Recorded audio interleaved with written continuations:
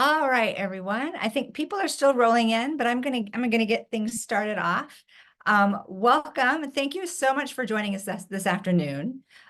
We know April is always a really, really busy month on campus. Everybody knows that. So I do really particularly appreciate your carving out some time to learn more about the subject of student voting and the role that you can have as a faculty member in that.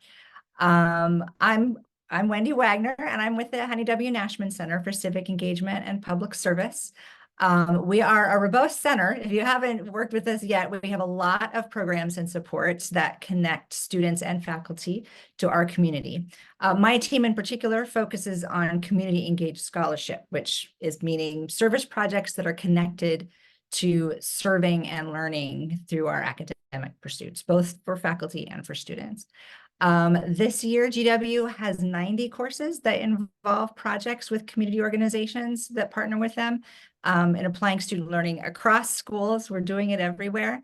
So if that's something you're interested in, let me know. We'll go out for coffee. I'll tell you all about it. We also have faculty whose own scholarly work occurs in the context of community partnerships, whether that's public health or policy. We have a great involved law school. So I work with faculty on their own work as well. One of the ongoing programs that the Community Engaged Scholarship team provides is this one. This is an event series called Conversations on Community Engaged Scholarship. And this is our last conversation of the academic year. What is the role of college faculty in student voting?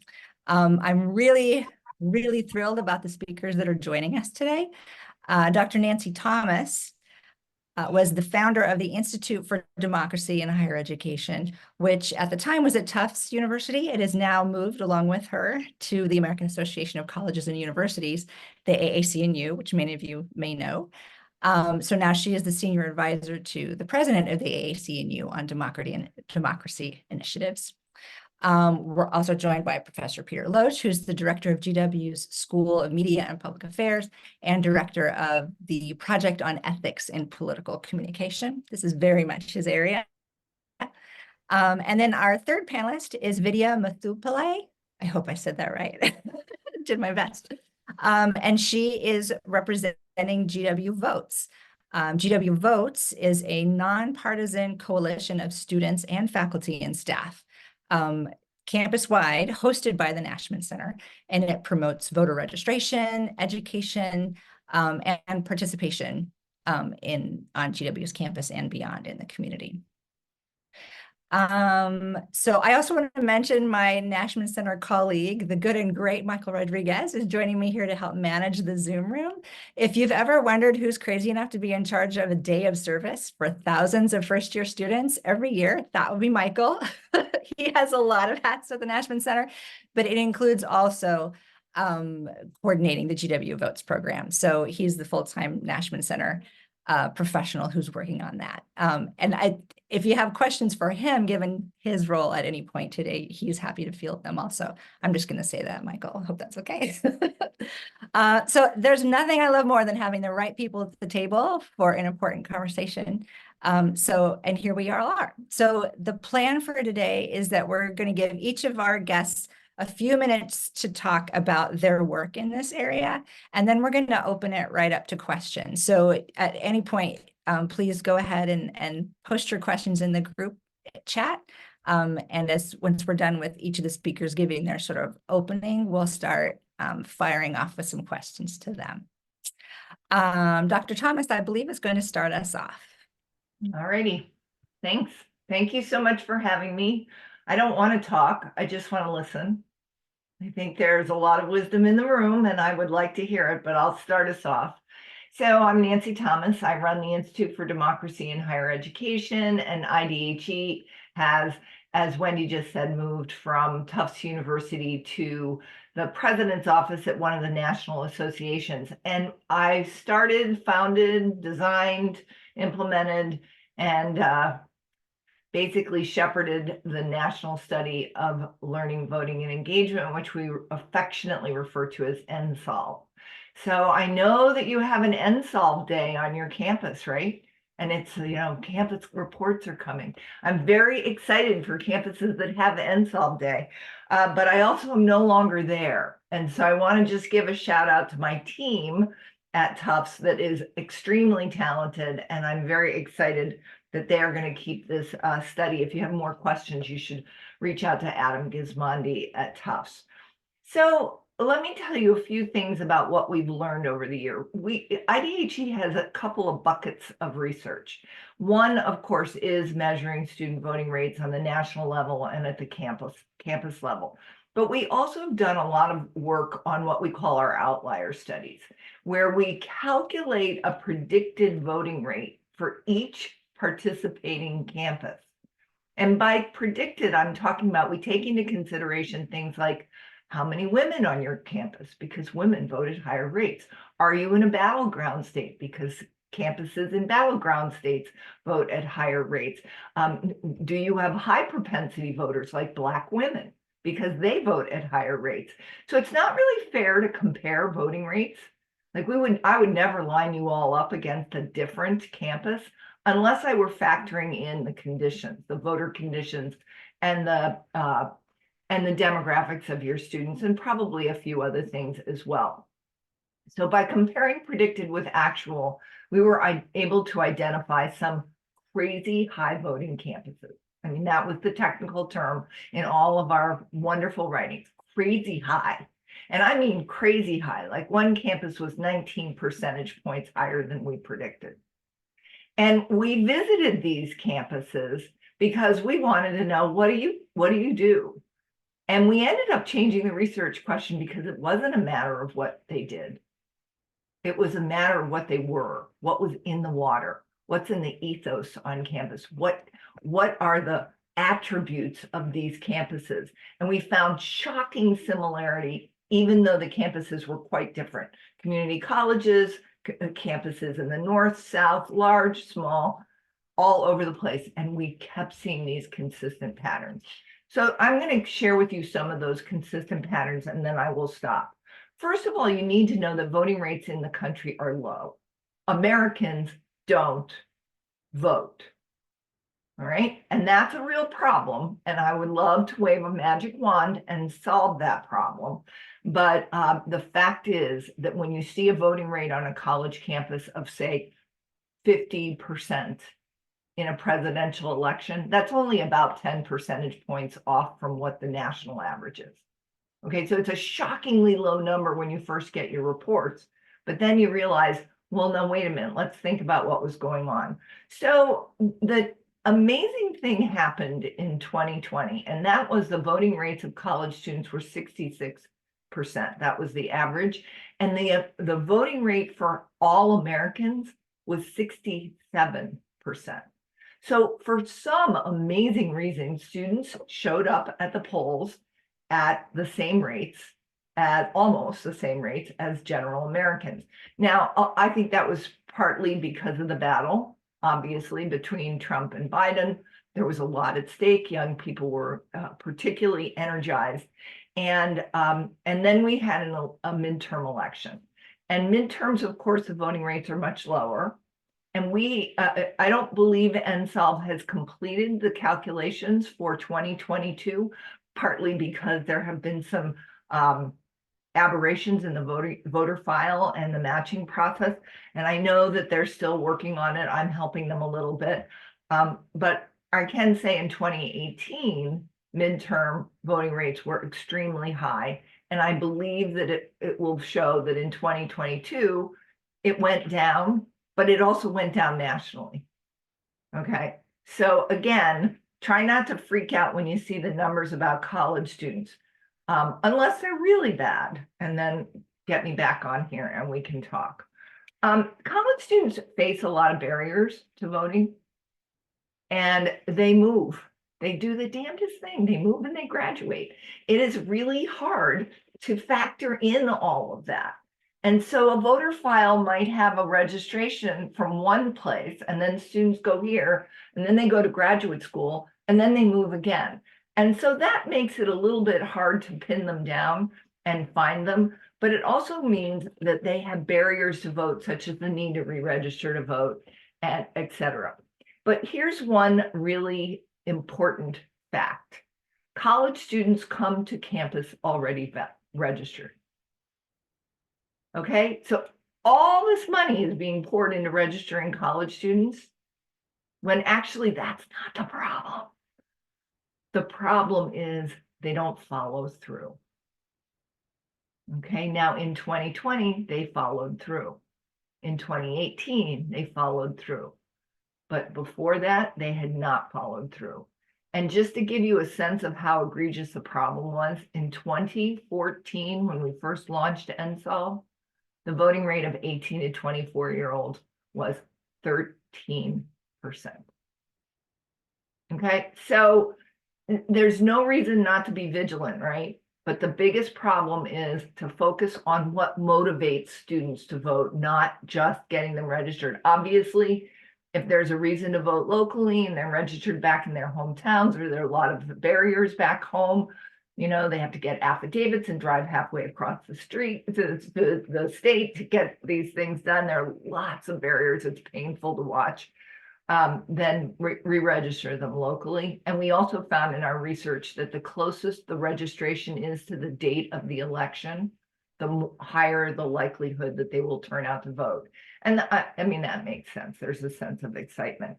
I would be happy to go into things like what are the attributes of these crazy high voting rate campuses, but I think I'm going to pause there and turn it over to my co-presenters, and then if we want to come back to it, we can.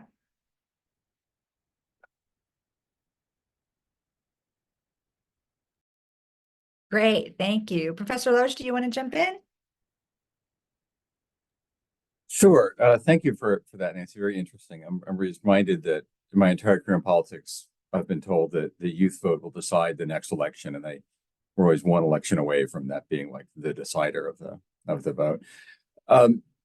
I teach in sort of an interesting corner of GW, right? I mean, my students half of them are majoring in political communication, so they're by definition over-engaged politically. And the other half are majoring in journalism, so they are by definition over-engaged politically. I think that one of the things that would be helpful is to remind students that voting isn't the point, right? Voting is a part of a larger conversation, and democracy is itself a larger conversation. And part of the point of democracy is to keep the conversation going. If we don't, nobody wins democracy, right? If the conversation about who's right ends, we've effectively ended democracy the moment we declare somebody right. So voting is a pause, right? Voting is a way to say, at this point in the conversation, this person appears to have the better argument. I'm going to check the box, then I'm going to re-engage the argument.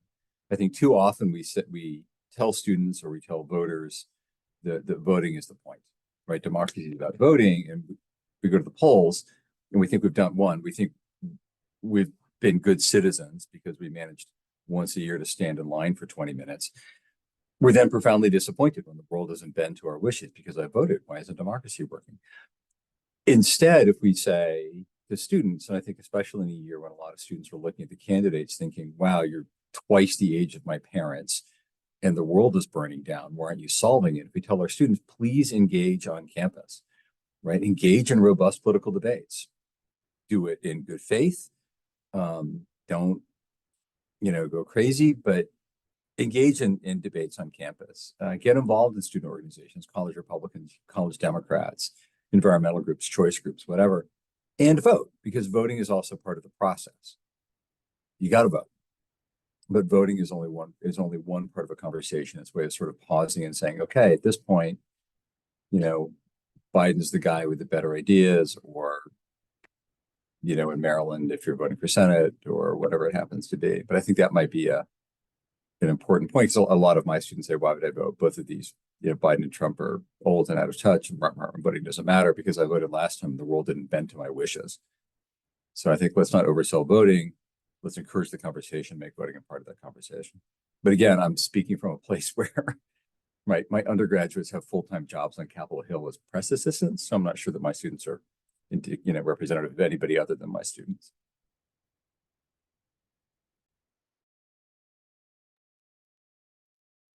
Vidya, how about you? What are you seeing out there in terms of voting and the students that you are interacting with?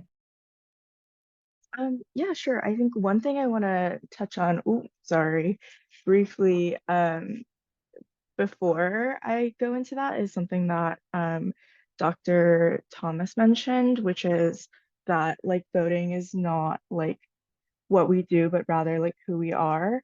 Um, Sorry, I don't know, my lighting is going crazy, but um, I think something that was really important in that note is um, when I was thinking about the role of like faculty and staff in talking about elections, I think there's a really important role of like campus administration and like faculty and staff because you set the norms, right? Like our students come and go every 4 years, basically the entire university cycles through a whole new round of students. And so when we talk about, civic conversations and engaging students on the ground, a lot of times as students, we do that in the context that is set out before us by our faculty and staff. And so whether that's like classroom conversations or what we're encouraged to look into, the habits that we're encouraged to build. Professor Loge mentioned like having politically engaged students. Part of that comes from students who maybe K through 12 didn't receive that sort of civic education, and so when they get to the university level, like, are you cultivating healthy media consumption habits? Staying engaged, like building those habits, and integrating that into like the who we are as a campus, like who we want our students to become, I think is really important. So I wanted to touch on that first, but also going to, what we're seeing on the ground, similarly to what Professor Loge mentioned, there is, a lot of unhappiness with where we are politically in America, and like, justifiably so. We see a lot of students who, are upset with who they see at the top of the ballot. And there's also generally like a frustration that, voting is not the only solution. And, as we talk to students, I think oftentimes the most important part is first like validating that concern and that sense of frustration. Because, like I grew up, um, I think it was in 8th grade was the 2016 election. And like that was like all of my formative years, like all of my like everything I've ever seen was like 2016 and beyond. So it's been like a really, really crazy like baseline. And to some extent, like there is very little baseline like forming your political ideologies like off of this really turbulent time. So I think, when we talk to students on the ground, we come from a place of like, look, like I get it. Like it is rough out there. Like there are a lot of things that you're worried about, and like that makes a lot of sense, but also emphasizing what Professor Loge mentioned of like it doesn't end at voting.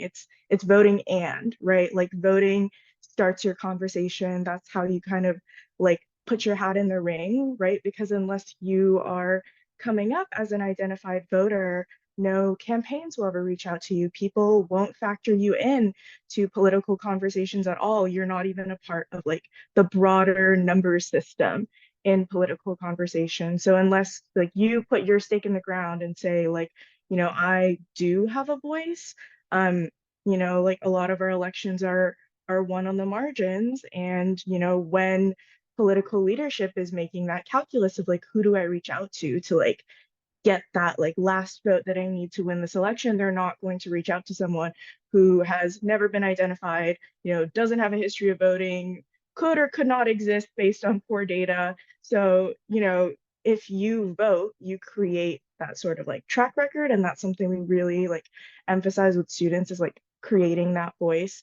And also talking about, some of our down ballot races that don't get a lot of love and attention. Like, we at GW are like in the belly of the beast in the middle of Washington, D.C. So like everything is about, Capitol Hill and the White House, which is around the corner. But like 93% of our students are registered out of state, right? Like this is not the thing that is going to like change their neighborhood, the like parks that they want, the like sidewalks that they want built, the clean air outside of their house.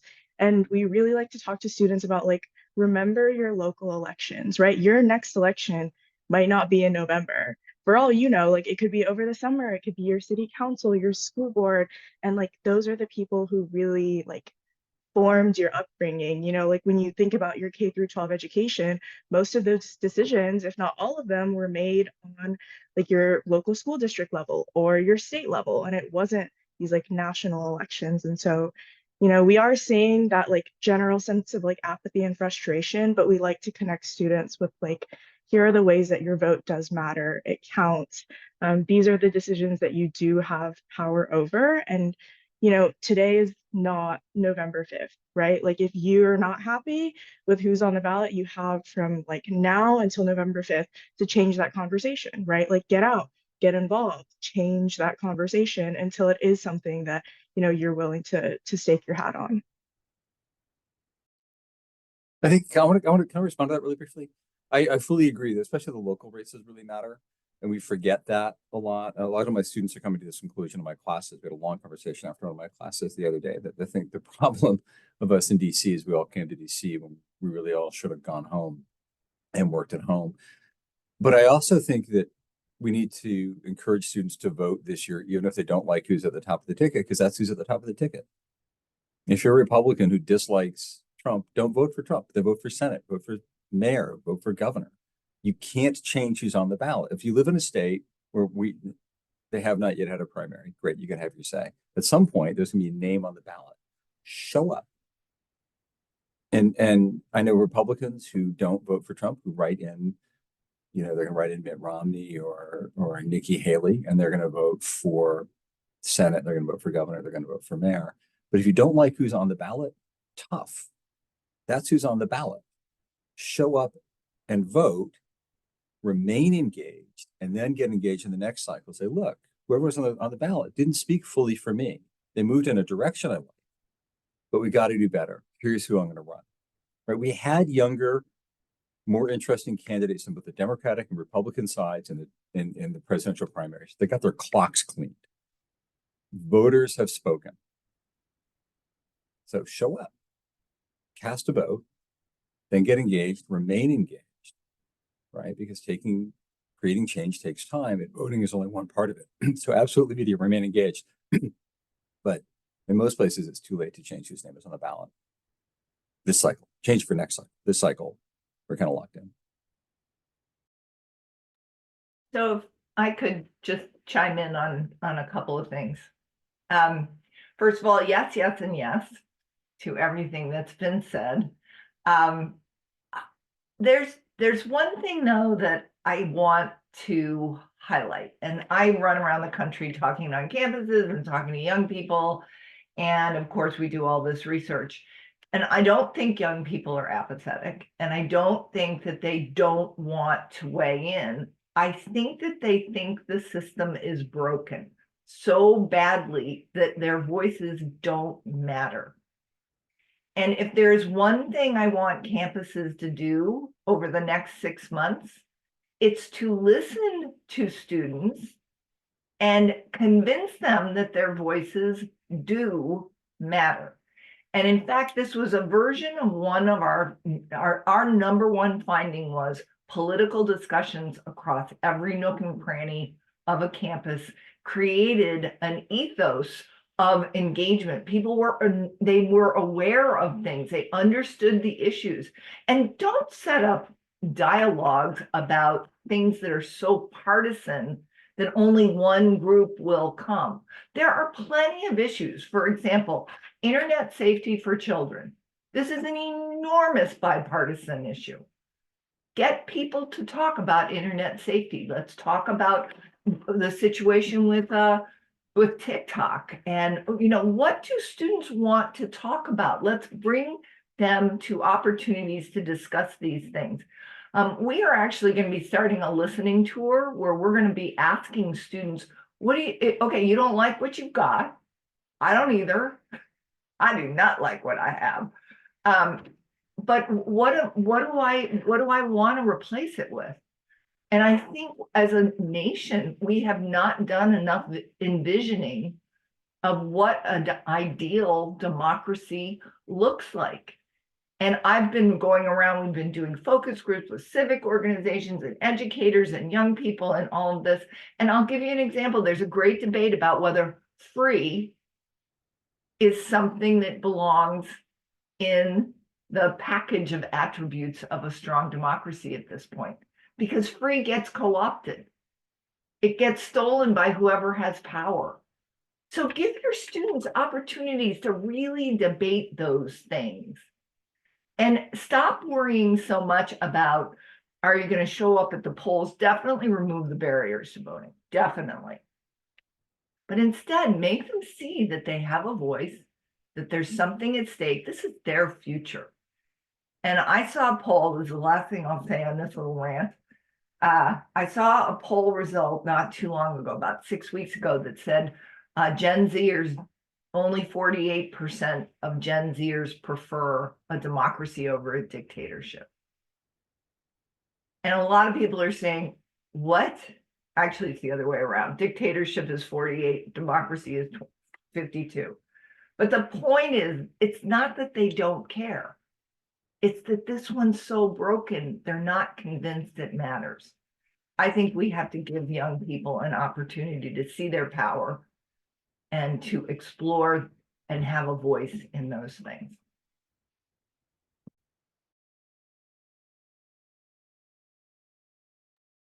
So I'm curious about maybe some examples of what that looks like for faculty to get involved. I feel like for faculty in political science and public health and education, like maybe it would be pretty clear, right? Here's some important problems in our area that need solutions, that getting involved in democratic processes, not just voting, but voting and, as you've been saying.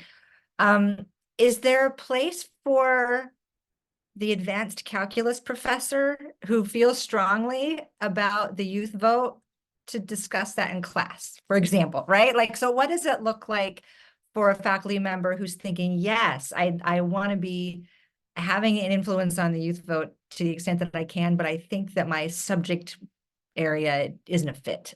What thoughts do you have for that person?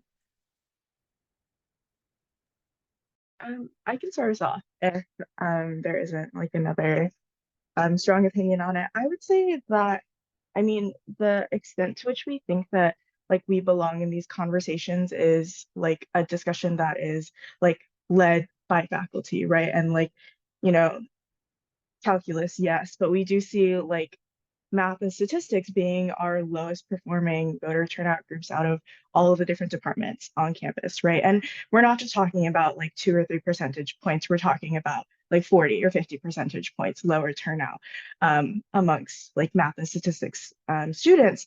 And that is a big deal, but it's because of this idea that like, you know, they're not really connected with voting. Obviously, like for a political science student or like polycoms, it's pretty easy to pitch them, because they're already, they've already decided that they're a part of this game. But it's more important, I would say, for faculty to have a conversation, to talk about voting so that it's not weird, right? Because if you have a student who wants to talk about voting, wants to engage, but a faculty member hasn't gone and like actively made space for that, it's a lot harder for students to make space in a classroom than it is for faculty members to make that sort of space in a classroom. And so, starting a conversation, whether it's adding a blurb in your syllabus or using like a hypothetical example that relates to voting or civic engagement, right? Like if you're talking about calculus, you have all sorts of lines and curves and like math that you can talk about, maybe some of it is elections related, right? Like where are the places that you can plug in, and also to, meet these students where they're at, right? Like you're not going to go to a calculus class to engage students on like the ethics of voting in this way, right? You're going to talk to them about like the math and the numbers game, and that's fine because voting and elections and civics, it touches all of these different areas. There's a lot of math people in the politics game, and I think we need to stop pretending like there aren't and start talking about the ways that these students can plug in a way that's like meaningful and interesting to them. An example that I have from a conference I recently went to was the Trans Mid-Atlantic Summit. I went with Michael, and there was I want to say like systems engineering professor there. And she was teaching a class on how to communicate information efficiently and like how to use visual designs and graphs and charts to do that. And the topic that she gave students was, how do we communicate information about voting more efficiently, or about civics more efficiently? And so students were really interested in doing that because they were coming out of it with tangible skills on how to learn how to communicate information, how to learn how to design, graphics and like visual communication. But the topic happened to be voting. And so in the process, they were learned and they were socialized into civic education and partnership and democracy. And I think like those are the really important components that faculty has power to touch. I love that video. And it goes right in line with what Nancy was saying about a campus where issues are discussed in every nook and cranny, right? Like really sort of having everyone figure out how this can be work that they do. Other thoughts on that?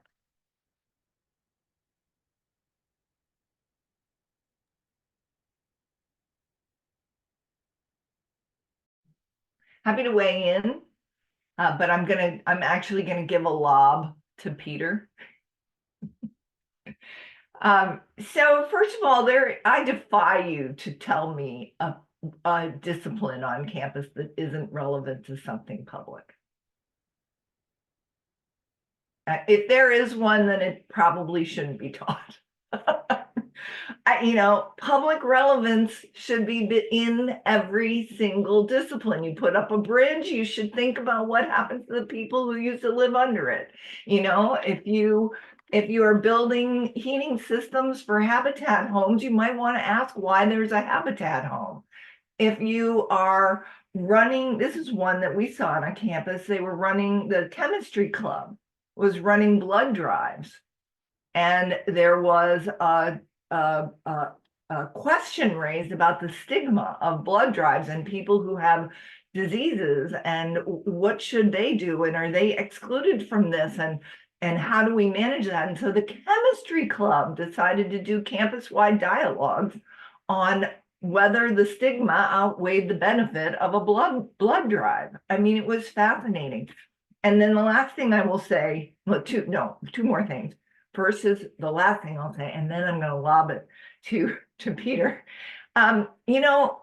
Disciplinary clubs are the most underutilized structures on college campuses, particularly not places like GW that are very residential, but for commuter campuses where the students really don't have time. They're commuting, they have families, they have jobs, they are studying, but one thing they will do, and all students are like this, they will carve out time to talk to their professors. They don't get that enough. And so use those clubs. Faculty should be part of those clubs and engaging in discussions, and at the same time, giving students access to them so that they can be mentored. And then the last thing, and I'm not going to finish the sentence, is every single discipline has an ethical dimension. Was that the lob? Sorry. Yeah. Okay. Yeah, absolutely. I agree. I think a couple of sort of yes ands with that. The first is chemistry students, my lovely young wife teaches in the School of Public Health. Her public health students aren't just public health students. They're also on the tennis team. And they're also members of college Republicans, and they're also in sororities, right? We occupy social space. And what we talk about when we talk about politics, we tend to carve it out as I'm going to go vote and put a sticker on my car and go do this thing. Then I'm going to go back to my real life. What I'm hearing you say, Nancy, is the most successful college campuses when it comes to voting are those for whom politics is part of who they are as a campus, right? Which means this is what we do as we talk about things, right? Sometimes I talk about soccer and I really just want to talk about soccer, and you can't talk about soccer and not talk about politics, but really, can we just stop for a minute and wonder at the marvel, which is Christian Pulisic when he's on his game. Similarly, though, I think we can say, yes, go to the clubs. Yes, consider what happens to the people on the bridge. But if you're in public health, how do you get people in clinical trials? And why are certain populations underrepresented in clinical trials? And how do we deal with that? But the other part is, to Vidya's point, don't forget to register to vote. Election day is on such and such a time on your syllabus, because this is what we do here is we vote. Right? If you're promoting events in your department, in your classes, hey, this production's going on up at the Vern, they're putting on, Romeo and Juliet. And there's this debate going on in Jack Martin Auditorium about immigration. Like, this is just kind of who we are as a group, right? That way, I'm not saying we're talking about calculus in politics, but instead we're saying we are political animals, right? Aristotle said man is a political animal. We come together, we navigate the shared space together. And so let's talk about how we navigate that shared space. We as professors are people, right? We have lots of interests. Our students are people. We're together in a moment. Let's talk about how we are together as people. And I have to say, Nancy, I really do wish more students carved out time to talk to faculty. One of the laments of faculty is that nobody shows up at office hours until the week before the paper is due, and they haven't started thinking about their topic yet, and they're panicked. And really, the time to show up is in February. But so if you've got a trick to make students do that too, that would also be super helpful. Invite them in to talk politics and their papers. In order to get into my program, they have to pass tests to talk about politics. Talking politics isn't the problem. It's the, by the way. Yeah. So the one thing that you want to be careful about if you're going to create this ethos of political learning and engagement on campus is that politics is harmful, hurtful, nasty, point, counterpoint, misery. And one of the other things that we found is that these campuses with the very, very high voting rates had a deep commitment to student belonging. Yeah. And a culture of caring. And that the students were taught that they shared responsibility for each other and for each other's success and well-being, and that transcended political differences. There were students who would say things like, I don't agree with what he thinks on anything, but I sure want him to succeed. Right. And you gotta get to that point on your campus, this culture of caring, in order to have comfortable enough conversations about politics. One of the things I work very hard at in SMPA is creating a community. And we're looking out for each other, fostering the loose ties, right? It's the conversations in hallways, it's the conversations in between. And what I routinely tell my students is I want to make them feel uncomfortable but never unsafe. Right? I'm going to push you, and I'm going to get it wrong sometimes, right? I'm going to blow it, and I'm going to upset somebody, and I'm going to learn from that, hopefully, or I'm not going to push somebody hard enough intellectually, and hopefully I'm going to learn from that.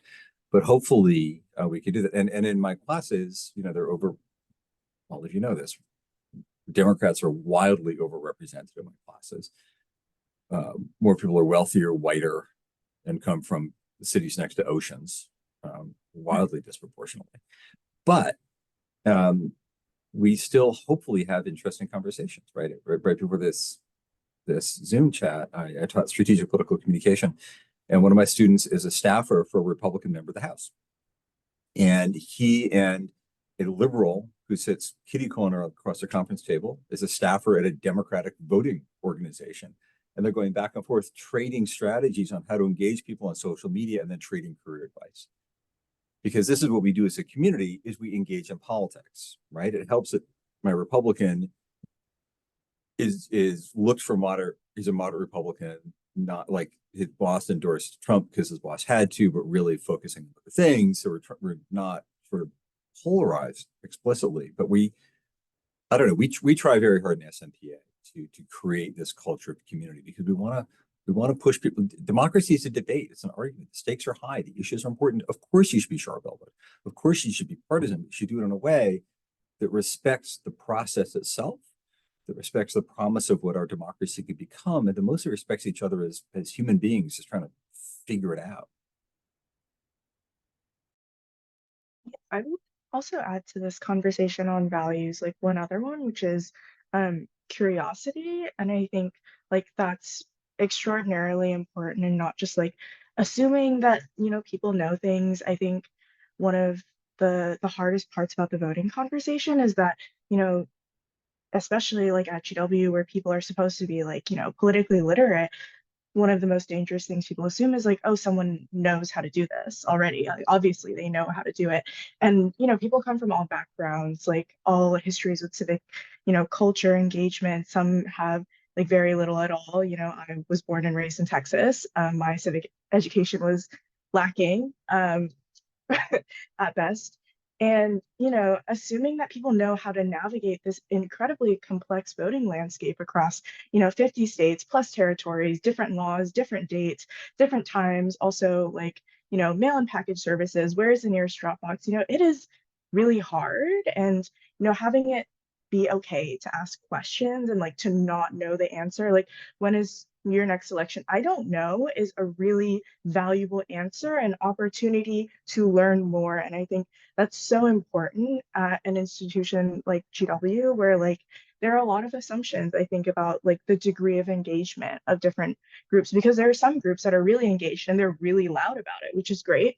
But sometimes it makes other people feel like, oh, I'm not a part of that. So, maybe it's not okay to ask a question here. And I think always emphasizing that like we are here to answer questions, make it easier to like learn, because if someone doesn't know how to access resources and you learn in that conversation, it's not just you telling them how to access resources. You have an opportunity to learn, what are some of the barriers that prevented this, like why did this not happen? And it goes both ways, right? It's not just the like instructional approach, but also just the like, this is an opportunity for me to better understand, how this landscape looks to somebody else.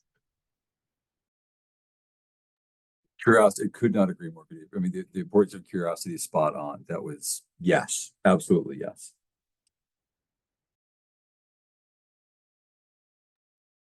I'm curious, Peter, you talked about, professors are people, right? And the first thing that I came to was, I don't know if it's still a concern for folks about bringing up debates or politics or those kinds of discussions in the classroom, if they're worried about appearing partisan, and if that's something that people feel like they're afraid to dance around anymore. I know like 4 years ago, there was a big scare because there was an organized effort where students were videotaping their professors being too liberal, and people were being called out.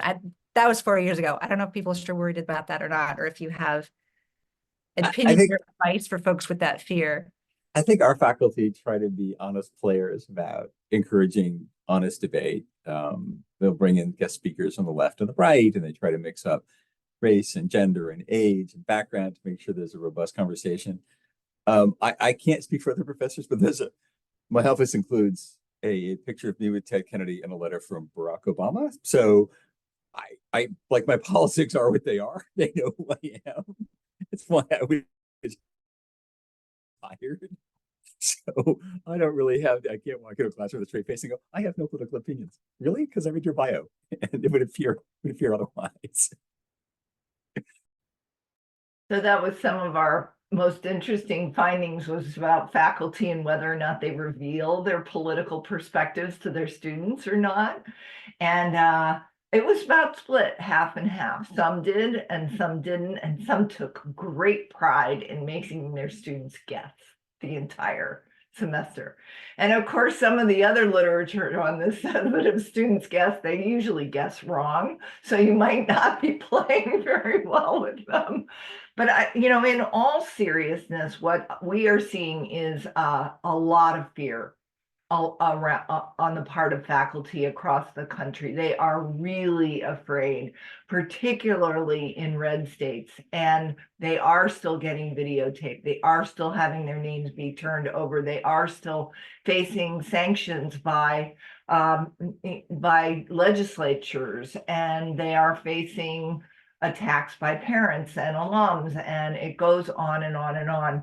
And I think one of the most striking challenges for faculty these days is understanding what it means and whether it's even possible to be neutral. This is an enormous challenge, because in my view, neutrality is nothing but perpetuating the status quo. You can be impartial, you can offer both sides, but odds are you are never going to be neutral. And frankly, I don't think that's why we educate our students. If they take an environmental studies class, we want them to be more environmentally aware at the end of it. We're not neutral about those outcomes. And I think there's a lot of undemocratic behavior going on right now in our political systems. And I don't think we should be neutral about that. But having faculty on the front line of that neutrality challenge, well, that's a whole other webinar, but it's a very serious challenge.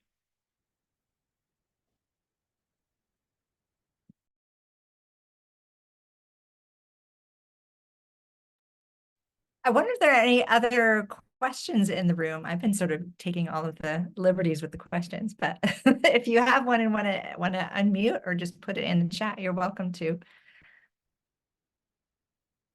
While we're pausing on that, Nancy, we were at a Campus Compact conference a couple of weeks ago, and there was a plenary sort of kickoff discussion about voting, and I'm still remembering a quote from the speaker. It was Maria Teresa Kumar, who is the president of Voto Latino, who's really focusing on the youth vote, particularly in Latino communities. And her real warning, and we've talked about this a little bit already, was about students being convinced, and she believes there's an organized social media campaign convincing the youth that their vote won't matter. And that's what we have to combat. And the quote that I keep, she's like, I don't have to convince any of the youth I talk to that global warming is real, but I do have to convince them that their vote won't matter. And you were there for that conference. I wonder what your thoughts were about that sentiment and how we It's an enormous problem, and it's not a problem coming out of just political, factions in the United States. We're dealing with social media infiltration by foreign bodies too, foreign agents. Years ago, I think it was 2016 when we got our data, the voting rates for HBCUs in rural communities had gone down 10 percentage points. Historically Black colleges and universities. And I thought it was a data error. And I called a bunch of presidents and said, is this a data error? Because I don't like to put out things full of data errors. And the president said, no, it was not. We were bombarded with social media that had taken Hillary Clinton and put words in her mouth and portrayed her as a racist. And the presidents were saying they were out stumping, don't believe this, it's all not true, please don't believe it. But they felt it ended up affecting turnout rates. And whereas the urban Black campuses had very high voting rates. And it's because the social media campaigns couldn't target them in the same way they could target these isolated HBCUs. So it is a real phenomenon, and teaching your students to spot disinformation is a very important role to play this fall. And having conversations about what's fiction, what's fact, and what's nefarious fiction, I think would be a good thing to do. If that was to lob to Professor Loge, I don't know what is. How do we teach students to be better consumers of social media? Yes. This is the same question of how do we teach students to be better consumers of traditional media, of earned media, of conversations, right? The difference now is with AI generated content and the speed at which things move, mis and disinformation is bigger, faster, louder, stronger than ever before. But it's not new to American politics, right? There's sort of this wistful notion that American politics was rainbows and puppies until Donald Trump and Twitter came along, then the wheels came off. But it's worth recalling that in the campaign between Jefferson and Adams, the president of Yale, which I think was the GW of Connecticut, was a guy named the Reverend Timothy Dwight. And he said that if Thomas Jefferson were elected president, our wives and daughters would be subject to legal prostitution. The Hartford Courant, which was a big deal newspaper in the late 1700s, said our streets would run with blood if Thomas Jefferson were elected president.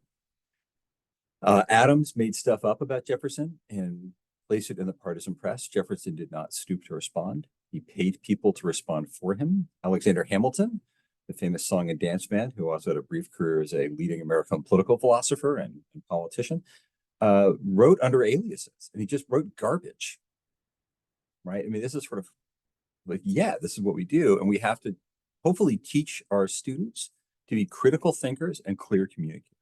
And that's true across media, right? That's not a TikTok thing.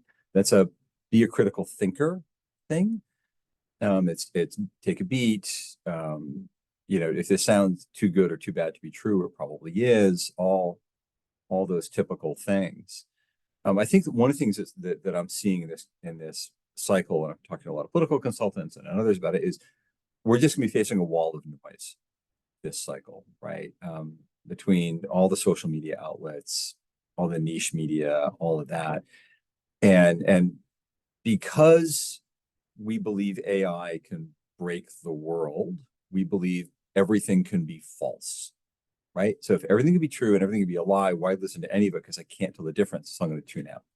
A result of that is a greater emphasis on one-on-one communication, right? An old school knocking on doors, canvassers, right? I moderated a conversation last night here in SNPA with a Democratic consultant, a Republican consultant, and two students on influencers and the role influencers are going to play in the 21st cycle.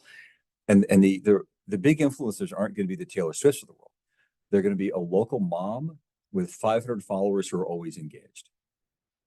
Because, look, I don't follow politics real closely. I don't know. This is all confusing. But I follow Nancy on TikTok, and she says X. I trust Nancy, right? So we're going to see more of this kind of old school.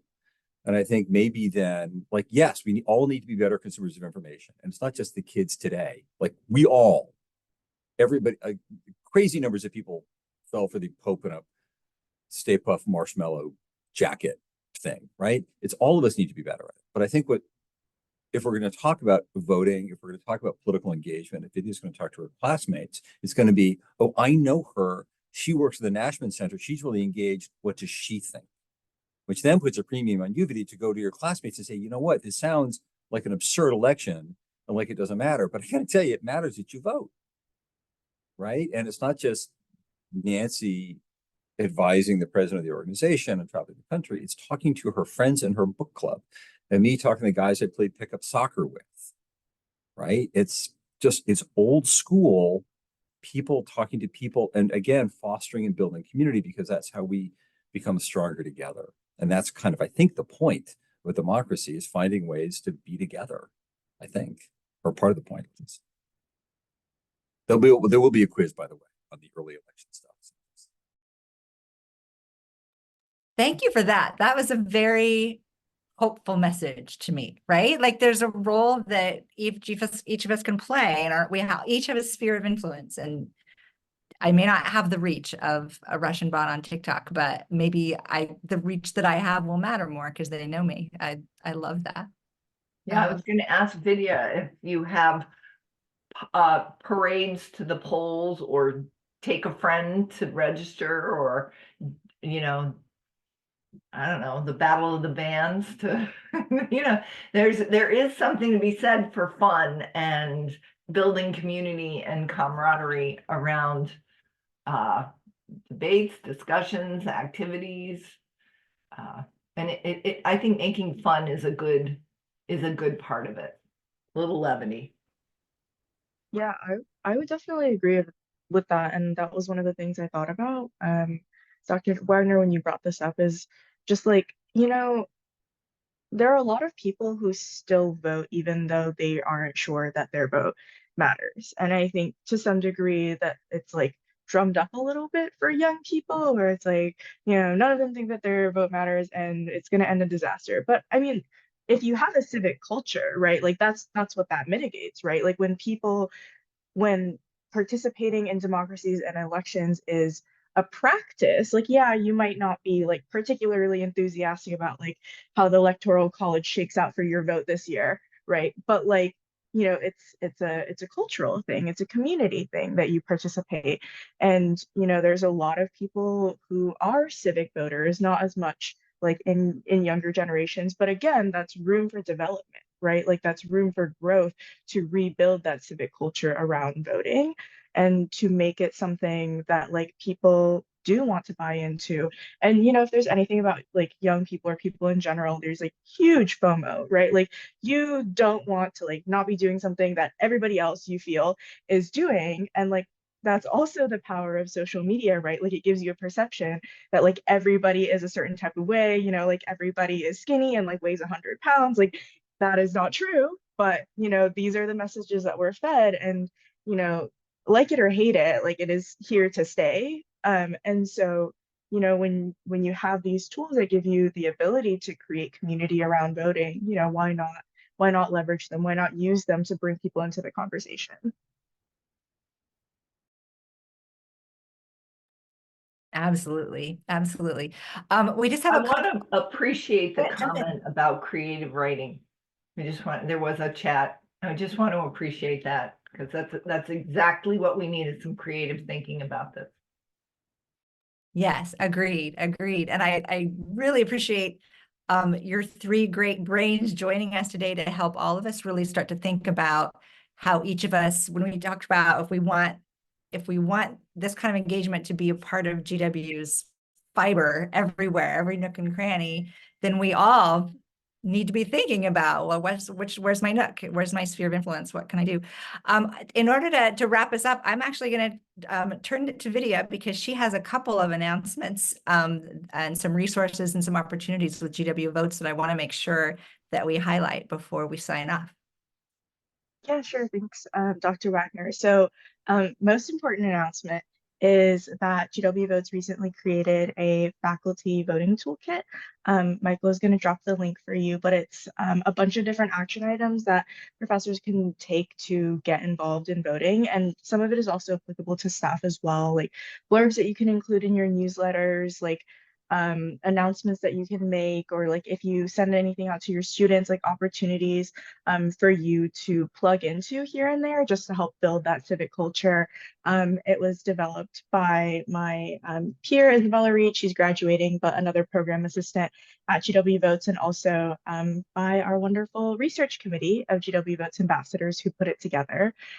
It's very much a living document. So if there's anything that you do in your classroom or in your department that you think that we should add to this collective brain of knowledge, we're more than happy to add that and share that perspective as well. We want to uplift as many great ideas to integrate voting as we can. And the other thing is we also have a voting task force at GW. So if you are especially passionate about, engaging different communities and talking about how our university at large can move forward in voting, what our strategy is, who we really want to reach, you want to talk about these conversations, you are so excited and eager for more after this conversation, we are recruiting for our GW Votes task force. It's open to faculty, staff. We also have student leadership on there as well. And this is where the conversations happen. So if you are interested in being a part of that, Michael has that link for you as well. And we would be super pumped to have any of you join us. Great. Thank you so, so much. Any final words from anyone before we wrap up? I would encourage everyone to do what Vidya said. Yes, I think just general good life advice that I'm taking away is do whatever Vidya says. I agree. I'll second that. Thank you so, so much to you all for joining us. Thanks for everyone. We did record this and we'll be circulating it. If you would like the link to forward to other staff in your department, please do that. Be watching for my newsletter. Thank you, everyone. Thank you.